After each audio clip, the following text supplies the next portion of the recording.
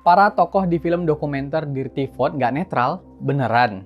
Jadi, belakangan ini lagi viral soal film Dirty Vote yang kontroversial. Film itu menampilkan 3 ahli hukum tata negara yang dianggap nggak netral. Mereka adalah Bivitri Susanti, Zainal Arifin Mochtar, dan Ferry Amsari.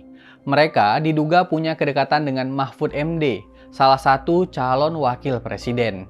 Jadi, ketika masih menjabat Menko Polhukam, Mahfud membentuk tim percepatan reformasi hukum.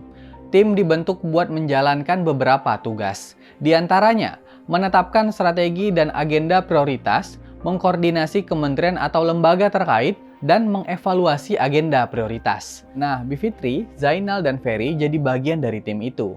By the way, buat yang belum tahu, Dirty Vote mengulas sudut pandang dari 3 pakar hukum tata negara terkait indikasi kecurangan pemilu 2024. Dirty Vote juga mengkritik pemerintahan Jokowi yang dianggap melenceng dari konstitusi.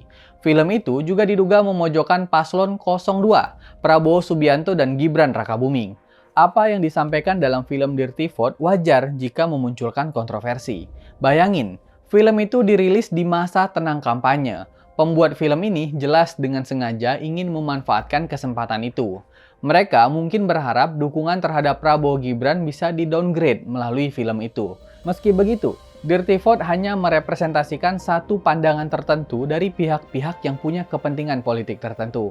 Itu artinya, pandangan mereka tidak sepenuhnya netral dalam pertarungan politik di Pilpres 2024. Mungkin mereka bukan pendukung kandidat tertentu, tapi kepentingan mereka setidaknya bertemu dengan kandidat tertentu untuk mendowngrade kandidat yang lain. Apapun itu, hakim terakhir ada di tangan masyarakat secara keseluruhan. Apakah film dokumenter politis itu mempengaruhi masyarakat sehingga mengubah peta elektabilitas kandidat yang berkompetisi? Jangan-jangan viralnya film Dirty Vote hanyalah badai dalam secangkir kopi. Yuk jadi pemilih yang cerdas!